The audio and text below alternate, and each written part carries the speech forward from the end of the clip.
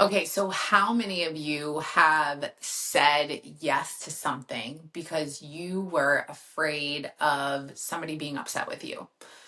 How many of you have said yes to an opportunity because you didn't want to miss out? How many of you have said yes when you really wanted to say no? All of us, right? We've all done it. And so today, I want to actually talk about how to say no without feeling like a bad person.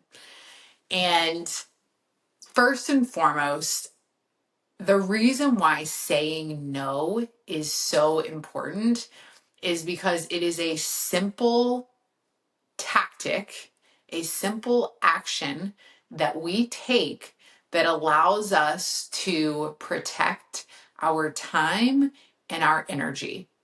No is a complete sentence.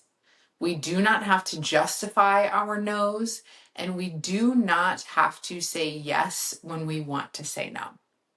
So the issue is we feel so bad about what will happen if we say no that most times that feeling is strong enough to prevent us from actually saying no, even when we know we really want to, even when we're trying to practice having better boundaries, right? We are so afraid of making people upset, leaving people behind, missing out, that we don't say no. And so, how can we alleviate that feeling of feeling like a bad person or feeling like we're letting people down?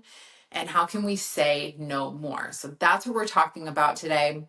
And again, this is so important as a skill for you to learn, because if you want to live a life that feels good and also run a business that is sustainable and successful and doesn't take all of your time and energy away from your family, we have to learn how to say no. It's when we say yes to everything that we end up in the state of resentment and burnout and frustration and anger and all of these things that not enough people talk about when it comes to being a business owner. So one thing that I've realized as somebody who just turned 37, I want to say that with also recognizing that my 30s have been the best years of my life, and maybe I'm crazy, but I'm actually looking forward to my 40s. And this is the reason why. The older that I get, the more selfish I become. And it's so funny because we live in a state that has a lot of retirees in Florida, of course. And we see so many people that just have like zero awareness because they're just in their own world. And you look at it and you're like, oh, how can they just like not notice the thing happening around them? And in the same breath, it's like, but how great must that be to just not give a flying fuck?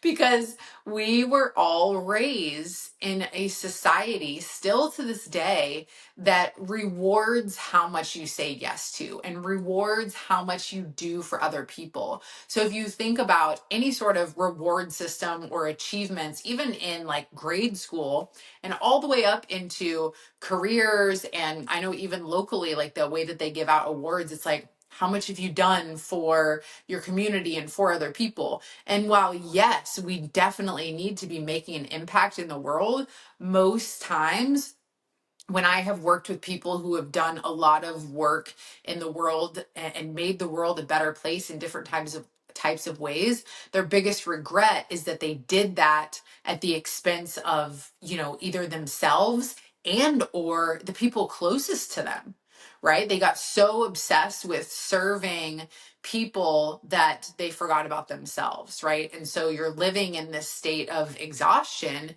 and yes, you're making all this big change, but because of the state that people live in when they're constantly serving and over serving people at the expense of themselves, it actually doesn't even register. Like, it doesn't feel like you're making the level of change that you are or that you're doing anything because you feel so bad, right? And so the older that I get, the more selfish that I become. And as somebody who I vividly remember, whether it's parents, grandparents, just being told, like, don't be selfish. And I'm like, okay, so you grow up and you're shown that in so many ways, you're told that. And then we like really have to think about like what is being selfish and what does that look like? Because when I think about being selfish, it would be like a lack of care or empathy or compassion for other people. It would be making choices without considering the people that those choices affect, right? And that's not the case. I believe that we can still make choices that are best with us, knowing that they might not be received well by other people, and still be okay with that. As long as we're not doing things that are obviously harmful to people, we really need to think about like the level of impact, right? So in our business, if we say no to somebody wanting something outside of our scope, that might make them upset, but also nobody's going to die, right? Like we have to stop escalating things in our minds to where it's at that level. And that's what we do, and that's why it feels so heavy. So I feel like that we really need to think about like what being selfish is versus what having self-compassion is and what self-care looks like, and then really reevaluate like how we're putting all of those things in the same basket. We have been taught that everybody outside of us comes before us. And so because of that, women in particular who are also mothers running businesses have the hardest time with this. And this is because we have two different paths in which people want things from us. And so we are constantly getting pulled into and questioned and asked for things, right? Whether that's opening snacks or cooking food or another meeting or another phone call, there's always something that we're being asked for. And because of our innate need to want to belong, to want to be seen, to be understood, things that we desire just as humans, what happens is we can almost create codependency, right? So if we think about parenting our children, realistically, we should parent our children with the idea that we want to make them great humans and great functioning adults. But that's big picture. And in the small moments of like tantrums because they, want a different cup, we don't think about how symbolic those kinds of moments are. Not that we don't all give in sometimes. This is just an example, so don't come for me. But when we give in those moments and just say yes when we want to say no, and we do that on a repeated basis, we're looking at and handling things in the instant gratification land versus thinking about the bigger picture. And so this is why we have to really address and recognize that we again have been taught and been shown to put everybody in before us. And so when you are a mom, it is you intuitively are going to be the protector of your child. You just know your child is dependent on you. And so with that, we have to be careful that we're not creating codependence. And it's the same thing in your business. I've worked with so many women who have these teams, and the way that they are leading their teams is often reflective of codependency. They are coming to them for every little thing. And then we have these big teams of people who can implement, but they can't implement on their own. They can't implement without a bunch of questions. They can't be creative thinkers or problem solvers because we are enabling them by handing them everything when they come to us. And so this, again, I'm just bringing this to your attention so you understand the importance of saying no, setting boundaries, or saying the thing that really is for the greater good and the bigger picture, and doing the uncomfortable thing in the moment for better long-term gain. right? We are so tied to instant gratification. That's why we're such people pleasers. So nobody likes the feeling of making anybody upset. I want to also just put that out there and say that there is not a single person in the world that could express something to somebody knowing that the consequence might be, hurting feelings or making them feel some type of way or them not getting something that they want. Nobody likes that. I don't like when I have to tell my kids no. I don't like when a potential client comes to me and I tell them we're not a good fit. I don't like that. It doesn't make me feel good. I don't like setting boundaries with my family. I don't like that. And I think that's where just that is enough for us to be like, oh, well, I'm not going to do it because I don't like it. But this is where, again, that long-term gain thinking really comes in. So I want you to understand something about people pleasing, and having an understanding of what people pleasing is will allow you to see it differently. People pleasing is a self-protection mechanism born out of fear to prevent discomfort. That is why we're people pleasers, because we don't like to be uncomfortable. And our brains don't like it either. And our brain wants to keep us safe. So anything that feels uncomfortable or feels unknown, red flags start going off, bells start going off. It's like danger, danger, fight or flight, anxiety, stress spikes. Let's do all these things to keep you away from that. And so then we respond to that by saying, okay, never mind, I'll just say yes. It's important for you to understand that when since people pleasing is born out of fear, that people pleasing and the effect of not being a people pleaser is not actually harmful to you. There is a difference in the discomfort that you need to lean into and the discomfort that you need to avoid, which is why I did a whole podcast episode on that. So how do we actually say no without feeling like a bad person?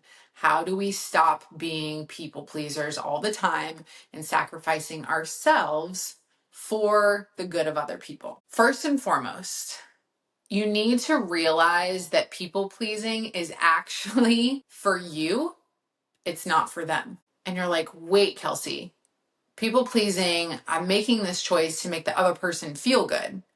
So it is for them. And I would challenge that and say, yes, that's what you're telling yourself. But realistically, when you're making a choice to say yes to something you want to say no to, you're doing that to avoid the discomfort that you don't want to feel that is behind and this is why I brought up codependency, because these things are often intertwined. So in your business, if you are afraid of saying no to a client because you're afraid they're going to leave you, so you say yes, it's not for them and to give them what they want. It's for you to avoid feeling that sense of fear that they might leave.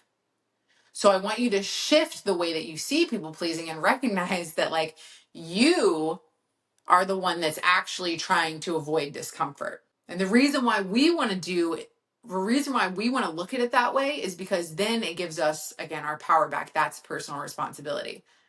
Where it's like, okay, I want to say no to this, probably going to make somebody upset.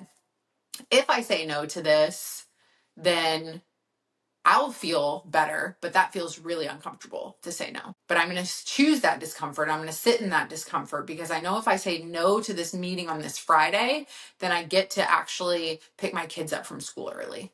And that's aligned with my values right now. That's aligned with the time freedom that I've said that I want. So first, we're going to realize that people pleasing is actually not for them, it's for you. Second, we're going to give ourselves permission and compassion to be okay with letting people down. It's really hard to uphold the standards and the expectations that we have for ourselves. If we add everybody else's expectations to that, we put ourselves in a position of never being able to meet the standard and feeling like we're never enough. And so in your business, this is where you see the constant chasing and the lack of contentment.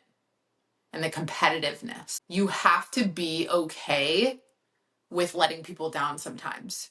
You have to be okay with making a choice that you know some people might be upset by, but you also know that by making that choice, it is the greatest choice for yourself and the long-term gain. We don't give ourselves enough permission to fail or to fall or to let people down. And it's something that really hinders our growth, because when we don't say no, that means we're saying yes. And every time we say yes, we're putting something else on our mind, or on our calendar, on our plate, on our responsibilities, or all of the above. So you have to give yourself permission. You have to give yourself permission of, like, you know what?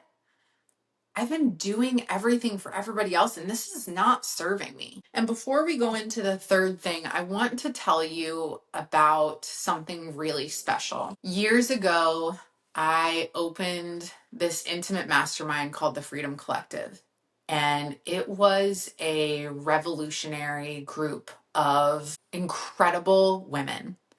And from that, the change that they saw in themselves and their businesses and what they've been able to do since then, and who they have become, and who they've served, and what they've grown into, has been absolutely remarkable to watch. And as of July, my private partnership, which is my one-to-one, is actually full, and it's full until 2025.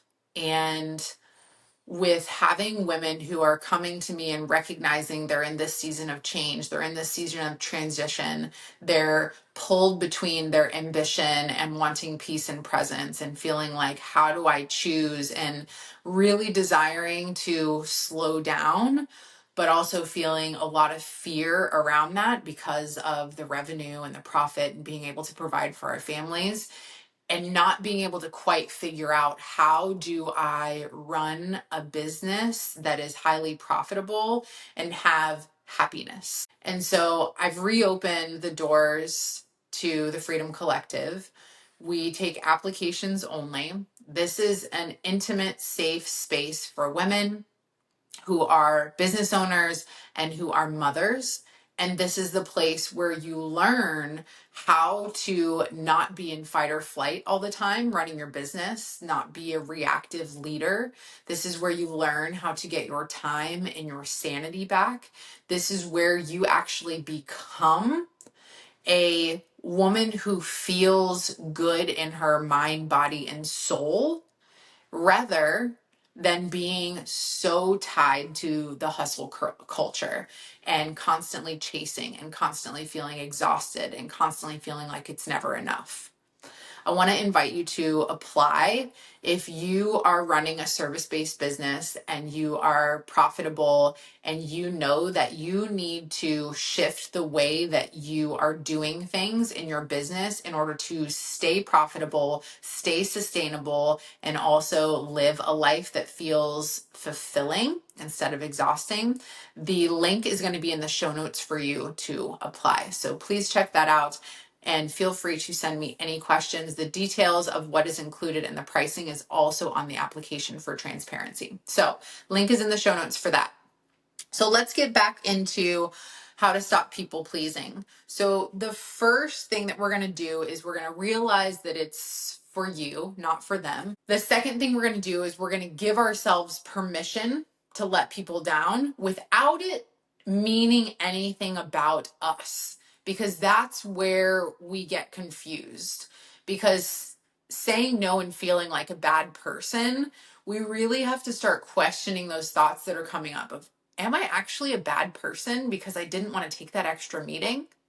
Right? And so just starting to think about our thoughts and notice our thoughts and pay attention to what those thoughts are and the stories that we're telling ourselves and challenging them.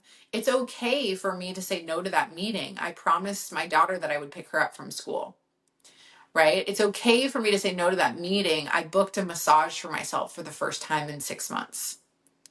Right? So giving yourself permission, challenging the thoughts that are associated to where we spiral and then inevitably say yes instead of no. We want to stop that spiral by challenging those thoughts. And last and most importantly, is focusing on your relationship with yourself. So earlier I was talking about, the older that I get, the more selfish I become. And the reason why I say that is because I don't believe that I'm actually selfish. I believe that I take really good care of myself, and I believe that makes other people uncomfortable because they would like to do the same for themselves, but they're afraid of the discomfort and the boundaries that need to be set to do that. And there have been multiple moments, especially in the last year, I would say, where when I travel for business to go see clients, I'll be in my hotel room and I'll be alone, and just this overwhelming sense of peace and joy, like even talking about this right now, it's making me emotional, and gratitude and happiness. I can physically feel it in my body. And until you give yourself the opportunity to feel this and truly have a relationship with yourself where you start honoring the needs and the wants that you have that maybe you haven't your entire life, this feeling is so hard to explain. But this is one of those feelings that I work so hard to hold clients accountable during the discomfort of change to feel, because it's something that we get so disconnected from. We get so disconnected from everything because of parenting and because of business and because of trying to please everybody else, and reconnecting with ourselves to where we can be alone and be happy and have those feelings of truly just feeling proud of ourselves without needing any sort of external validation. That feeling is unmatched. And the only way that we get to that feeling is by focusing on doing the things and being the person that honors our relationship with ourselves. And so sometimes this looks like looking at the way that you have treated the people that you love most and asking yourself if you're treating yourself the same. And it's a hard question to answer because most of the times we're not. There's always something that we could do better to take care of ourselves. And even myself, I'm always like auditing like my self performance and how I speak to myself. And if we focus on our relationship with ourselves, if we truly think and believe and learn to believe that our relationship with ourselves is the most important relationship that we can have, then everything that we do is different. Because when we give and when we say yes, we're giving from a place of fullness. We're giving from a place of an overflow versus giving from a place of resentment, giving from a place of because I feel like I have to. And this is why this is so important. So to focus on your relationship with yourself, to treat yourself the way that you treat other people, I want you to just start small. I want you to start with some sort of problem, some sort of promise that you have made to yourself that maybe you haven't been keeping. So there is a number of ways that you can do this. I love some sort of like 30-day challenge. Right now, I'm doing a 30 days of meditation challenge with all of my private clients. And things like this that provide some sort of accountability to be better, right? But also allow you to sit in discomfort of even yesterday. I had a full day. I had 4 clients. I had a team meeting. And I got to the end of the day and it was time for me to get Emmy up for a nap. And I had a few more messages to get to. And I was like, I made this promise to meditate. So I'm going to choose this. And so actively choosing the thing that we said we were going to do for ourselves, whether that's getting up earlier to work out or journal or just have some quiet time, moving your body every day, whatever it is, I want you to pick one promise and I want you to keep it. And it sounds silly, but the best way to think about it is this. If your child came to you and asked you for something and you said, yes, I will do that for you, and then you just didn't, and then you kept doing that every time they came to you, what eventually would happen to that relationship? There would be no relationship. And so if you're there now with the relationship for yourself, that's okay. I've been there too. But let's rebuild it, right? We can rebuild relationships. We can rewire our brains. We can rethink everything that we know. You have the power to do that. And so pick something that would make you feel proud of yourself at the end of the day and start doing that every single day. Because the more that you honor yourself, the more that you put yourself first, the more it creates that fullness and that overflow so that you can serve and make an impact with more people. So to all my people pleasers, I see you. I know that it's hard to say no. I hope that this has given you a fresh perspective on what saying no actually is and what it does for you, what people pleasing is. And if you have any sort of comments, questions, thoughts on this episode, I would love to hear from you. I love when you guys message me on Instagram and you're like, oh my gosh, this made me think about this, or thank you so much for this. It truly fills my heart to know that I'm in your ears and making an impact in that way, because there's so many of you. Our downloads are just continuing to go up, and I'm so grateful.